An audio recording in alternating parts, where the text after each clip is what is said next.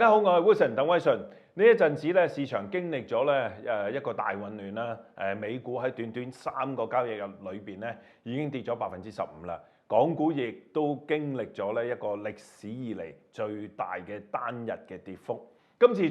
最主要嘅原因咧，就係 Donald Trump 咧宣布就係向全球嘅貿易夥伴施加一個對等嘅關稅。咁尤其是咧針對住中國嚇，咁佢話咧揚言啊，要話咧向呢一個中國咧要施加一個咧就125%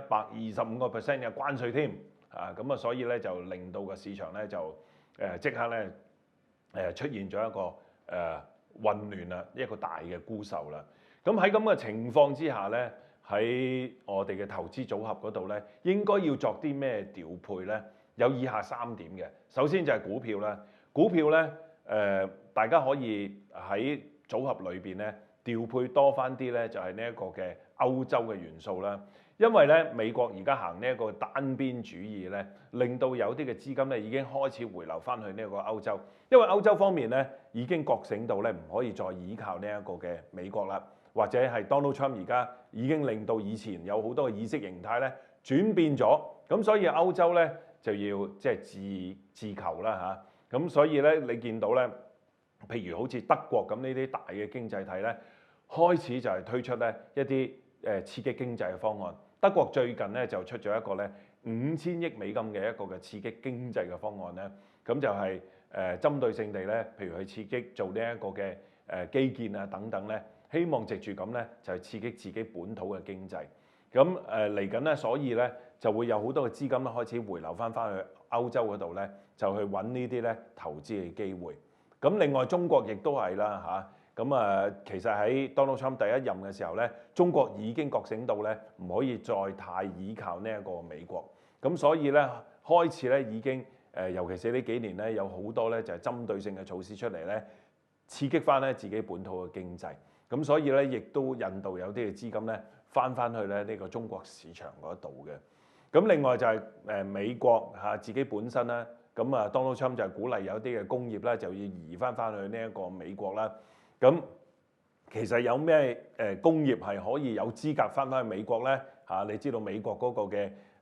即係呢個生產成本係非常之高嘅。咁但係有啲行業咧，佢哋嗰個嘅毛利率咧係特別高嘅，係可以將個成本咧轉嫁落去消費者嗰度嘅。有幾個啦，包括有呢個半導體啦、醫藥啦等等啦、國防啦呢啲嘅行業咧。都係可以咧移翻去美國嗰度，咁所以喺咁嘅情況之下咧，呢啲嘅行業咧抗跌力咧可能會更加高添嘅。咁另外一方面咧就係債券啦，債券方面咧嚟緊呢一個特朗普佢施加呢一個關稅咧，好可能有一個情況咧就會令到咧全球嗰個經濟咧增長會放慢，甚至乎會可能有機會會衰退啦。咁所以咧，如果一啲嘅高息債券喺咁嘅情況之下咧，個波動性係非常之高嘅。咁所以咧，大家可以作出一啲調配咧，調配翻多啲咧落去一啲嘅投資級別嘅債券，因為佢哋嘅違約率咧係比較低。就算你全球嗰個經濟真係放緩或者出現衰退嘅時候咧，亦都冇咁容易咧就會出現違約嘅。咁所以咧，會有好多嘅資金咧會翻入去咧就係投資級別嘅債券啦。咁大家喺年期方面咧，咁可以揀翻一啲咧就係3至5年期啦，或者係另外一邊咧就係長啲嘅7至10年期啦，咁樣去部署3至5年期或者7至10年期嘅一啲投資級別嘅債券啦。咁另外一方面咧就係黃金啦。咁世界而家咁複雜，咁特朗普咧更加令到呢個世界咧越嚟越複雜。咁地緣政治關係方面啦，甚至乎而家呢個關稅啦，都係令到個世界咧有好多舊有嘅一啲嘅所謂嘅意識形態咧係被改變嘅。喺咁嘅情況之下咧，更加多嘅資金咧會翻入去黃金嗰度咧，就係尋求呢個避險嘅。咁所以咧舊年你一路見到啦，開始或者去到今年啦，黃金都係一路創新高。雖然最近咧有啲回調啦，跟住個市場混亂